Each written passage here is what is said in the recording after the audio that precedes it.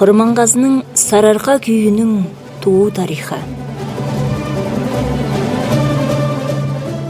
Үркіттен көктем шыға қашып шыққан Құрманғазы арқа даласына жаз бел ала ілігет.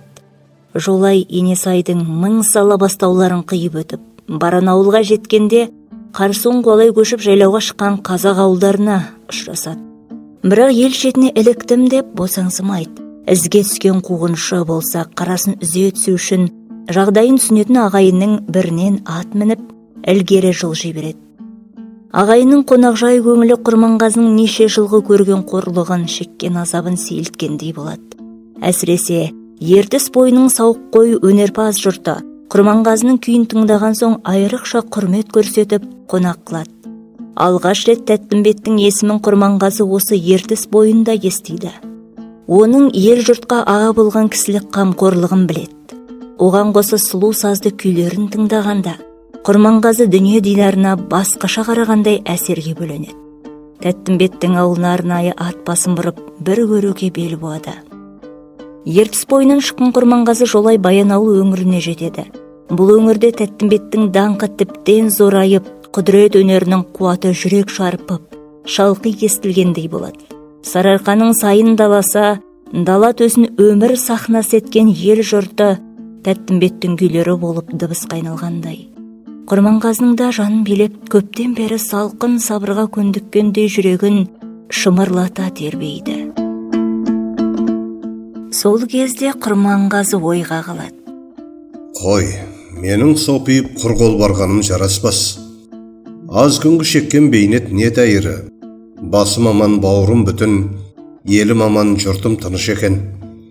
Өнер шіркіннің қонғаны рас болса, сол ел жұртыма бір белгі қалдырайын. Ол белгіні елдің азаматы деп Тәттімбетке тарту етейін. Бұл толғанысы Сарыарқа атты күйін дүниеге келтіреді.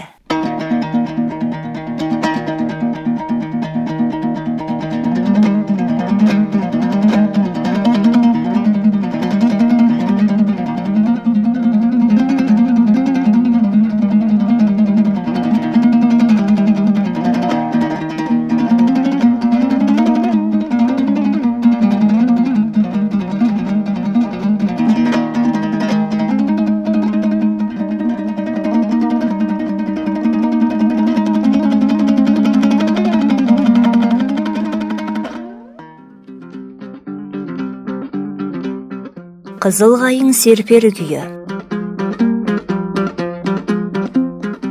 Сырым батыр қасында 5 жігіті бар Хиуа ханына барыпты. Хан үлкен тойда отыр екен. Жігіттермен үстеріне келген Сырымда хан салқын қабылдайды. Той қыза келе ат шабыс, палуан күрес, алтын табақ ату, аударыспақ, көкпар сияқты ойын түрлеріне ұласады. Бұған Сырым бастаған жігіттер де қатысып, барлық бәйгені жеңіп алады. Алғашында менменсіп, жөнді амандаспаған хан Сырымдардың күшін көріп, бір жағынан сескенсе де, іштей разы болыпты. Сонда хан: Сырым, сенің мынау жаныңа ергендер өзің сияқты өңшең батыр, шетінен Қызылғайың бір серпер, қабырғасы қайысып қанша майысса да сынбайтын серпінді, күшті жігіттер екен депті.